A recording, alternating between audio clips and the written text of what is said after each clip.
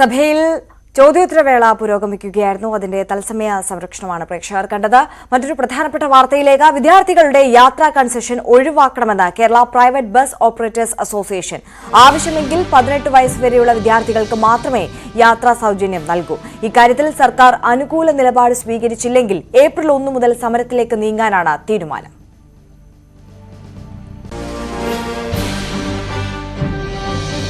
KSRTC ബസ്സുകളിൽ വിദ്യാർത്ഥികൾക്ക് concession പരിമിതപ്പെടുത്താനുള്ള managing ഡയറക്ടറുടെ തീരുമാനം സംസ്ഥാനത്തെ സ്റ്റേജ് കാരേജ് ബസ് ഉടമകളുടെ നിലനിൽപ്പിന് അത്യന്താപേക്ഷിതമായിട്ടുള്ള തീരുമാനമാണ്.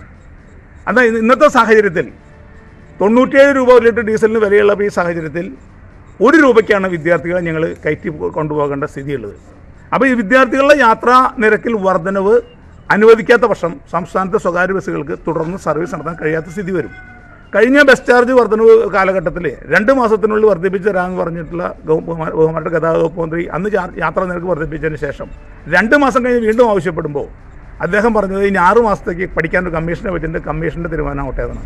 കമ്മീഷൻ്റെ കാലാവധി ഇന്ന് അവസാനിക്കുകയാണ്. അപ്പോൾ ഒരു കാരണവശാലും ഇനി സ്വകാര്യ ബസ്സുകളിൽ കയറുന്ന 60% വരുന്ന യാത്രക്കാരായിട്ടുള്ള വിദ്യാർത്ഥികളുടെ യാത്രാ നിരക്ക് വർദ്ധിപ്പിക്കാത്ത തരത്തിൽ സർക്കാർ മുന്നോട്ട് പോയാൽ സംസ്ഥാനത്തെ സ്വകാര്യ ബസ്സുകൾക്ക് ഏപ്രിൽ 1 ശേഷം ഞങ്ങൾ സംസ്ഥാനത്തെ മുഴുവൻ സംഘടനകളുമായിട്ട് ആലോചിച്ചുകൊണ്ടിരിക്കുകയാണ്. ഏപ്രിൽ 1 ശേഷം സർവീസ് നടത്തണമെന്ന കാര്യം ഞങ്ങൾ ആലോചിച്ചുകൊണ്ടിരിക്കുകയാണ്. ഞങ്ങളെ സംബന്ധിച്ചിടത്തോളം KSRTCക്ക് കേരള ഗവൺമെൻറ്റിൻ്റെ ഖജനാവിൽ നിന്ന് ടാക്സ് അടയ്ക്കുന്നതിന്, ബസ് വാങ്ങുന്നതിന്, അതുപോലെ തന്നെ അവർക്ക് ശമ്പളം കൊടുക്കുന്നതിന്, അവർക്ക് ഇൻഷുറൻസ് എടുക്കുന്നതിന് ഉൾപ്പെടെ എല്ലാ ആനുകൂല്യങ്ങളും KSRTCക്ക് നൽകിക്കൊണ്ടിരുന്ന സർക്കാർ പോലും ഇത്തരത്തിൽ ഇളവുകൾ നൽകാൻ ജനങ്ങൾ ഇത്തരം KSRTCക്ക് പോലും വിദ്യാർത്ഥികൾക്ക് കൺസെഷൻ കൊടുക്കാൻ കഴിയില്ല എന്ന് പറയുമ്പോൾ സ്വകാര്യ ബസ്സുകളുടെ സ്ഥിതി എന്താ? 966 കോടി രൂപയാണ് KSRTC നഷ്ടമെന്നാണ് KSRTC പറയുന്നത്.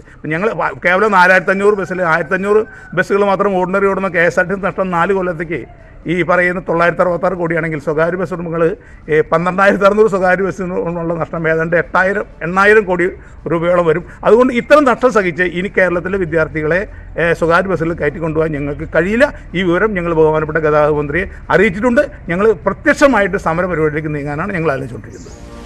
പ്രസാദ് ഉടുമ്പശ്ശേരി വിവരങ്ങളുമായി ചേരുകയാണ്. പ്രസാദ്, വളരെ ഗുരുതരമായ ഒരു വിഷയമാണ്. ഇവർ ഇത്തരത്തിൽ നിരക്ക് വർദ്ധിപ്പിക്കുകയാണ്, സമരത്തിലേക്ക് കടക്കുകയാണ് എന്നുണ്ടെങ്കിൽ സാധാരണക്കാരായ വിദ്യാർത്ഥികളെ, സാധാരണക്കാരായ മനുഷ്യരെയാണ് ഈ വിഷയം ബാധിക്കാൻ പോകുന്നത്. ഈ ഇന്ധനവില വർധനവ്, അതോടൊപ്പം തന്നെ ഈ KSRTC ഇത്തരത്തിൽ കൺസെഷൻ നൽകുന്നത്, ആ ഒരു പ്രായപരിധി ഏർപ്പെടുത്താൻ പോകുന്നു എന്നിവയൊക്കെയാണ് ഇത്തരത്തിലൊരു തീരുമാനത്തിലേക്ക്, കടുത്ത തീരുമാനത്തിലേക്ക് പ്രൈവറ്റ് ബസ് അസോസിയേഷനെ കൂടി എത്തിക്കാനുള്ള ഒരു സാഹചര്യം ഉണ്ടായിട്ടുള്ളത് അല്ലേ?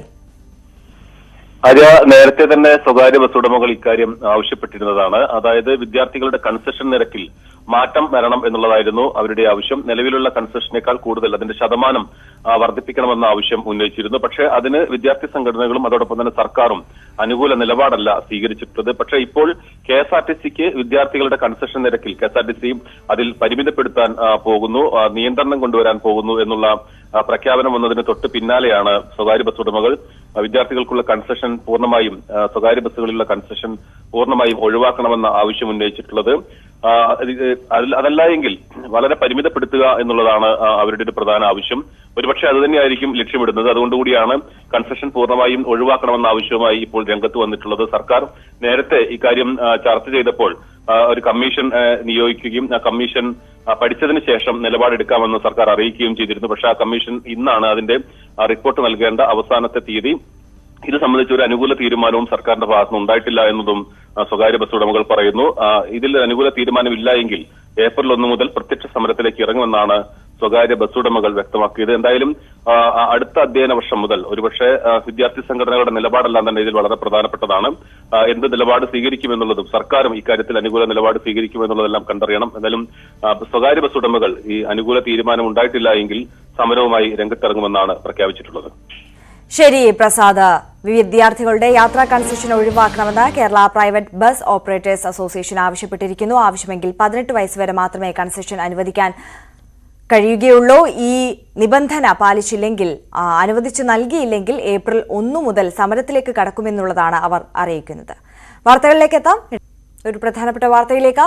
ശബരിമലയിൽ നടപരമായി ലഭിച്ച സ്വർണം യഥാസമയം ദേവസ്വം ബോർഡിന്റെ ആറന്മുളയിലെ ആറന്മുളയിലെ സ്ട്രോങ് റൂമിൽ എത്തിക്കുന്നതിൽ വീഴ്ചയുണ്ടായെന്ന കണ്ടെത്തൽ.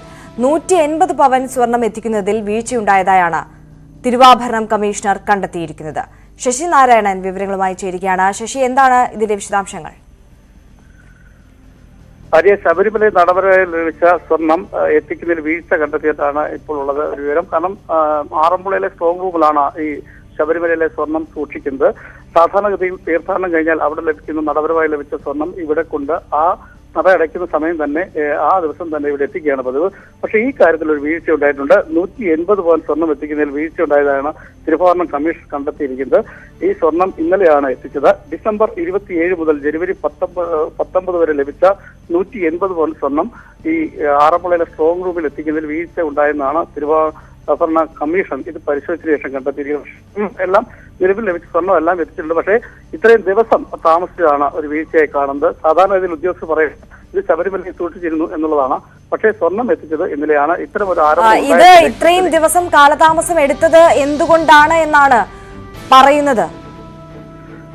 അത്തരത്തിലൊരു വീഴ്ച വരാൻ പാടില്ലാത്തതാണ്. സാധാരണഗതിയിൽ നട അടയ്ക്കുമ്പോൾ സമയം തന്നെ തിരുവാഭരണം ശബരിമലയിൽ ലഭിക്കുന്ന ഈ സ്വർണ്ണങ്ങളെല്ലാം സാധാരണഗതിയിൽ എല്ലാ വർഷവും അതുപോലെ തിരുവാഭരണം ഈ സൂക്ഷിക്കുന്ന ഈ സ്വർണ്ണാഭരണങ്ങൾ സൂക്ഷിക്കുന്ന ആറന്മുളയിലെ പാർത്ഥസാരഥി ക്ഷേത്രത്തിലെ സ്ട്രോങ് റൂമിലാണ് ദേവസ്വം ബോർഡ് സാധാരണ സൂക്ഷിക്കാറുള്ളത്. പക്ഷേ ഇത് എത്തിച്ചതിലുള്ള വീഴ്ച കണ്ടെത്തിയിരിക്കുന്നു. അതാണ് ഇന്നലെയാണ് അത് എത്തിച്ചത്. ഇതൊരു വീഴ്ചയായിട്ടാണ് കാണുന്നത്.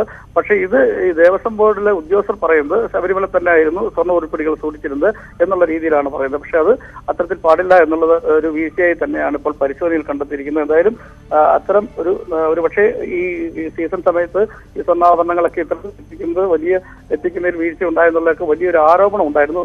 അതിനെ തുടർന്ന് ഇന്നലെ ദേവസ്വം ബോർഡിന്റെ നിർദ്ദേശത്തെ തുടർന്ന് തന്നെ ഇന്നലെ ഈ സ്വർണ്ണ ഉരുപ്പടികളെല്ലാം പരിശോധിച്ച് മഹസർ തയ്യാറാക്കി പരിശോധിച്ച് ഉറപ്പുവരുത്തുകയും ചെയ്തു. പക്ഷേ ഈ സ്വർണം 180 പവൻ എത്തിക്കുന്നതിൽ ഇത്രയും ദിവസത്തെ ഒരു കാലതാമസമാണ് ഒരു വലിയ. ശശിനാരായണൻ, സാധാരണ നിലയിൽ ഇത്തരത്തിൽ കാണിക്കയായി ലഭിക്കുന്ന സ്വർണ്ണാഭരണങ്ങൾ ആ ദിവസം തന്നെ ഇത്തരത്തിൽ ആറന്മുളയിലെ സ്ട്രോങ് റൂമിലേക്ക് എത്തിക്കുന്നതായിരുന്നോ രീതി? അത്തരത്തിൽ തന്നെയാണ്. തീർത്ഥാടനം പൂർത്തിയായി കഴിഞ്ഞാൽ ശബരിമലയിൽ ലഭിക്കുന്ന സ്വർണം ഉരുപ്പിടികൾ അവസാനിച്ച് നട അടച്ചു കഴിയുമ്പോൾ തന്നെ അതിന്റെ കണക്കുകളെല്ലാം എടുത്തതിനു ശേഷം അത് സ്വാഭാവികമായി ഈ സ്ട്രോങ് റൂമിൽ ആറന്മുളയിലെ സ്ട്രോങ് റൂമിൽ എത്തിക്കുന്നതാണ് പതിവ്.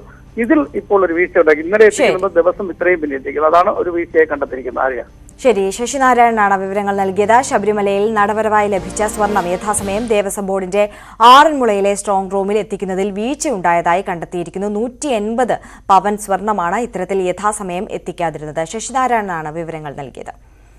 ഈ വാർത്താ ബുള്ളറ്റിൻ പൂർണ്ണമാകുന്നു. നമസ്കാരം.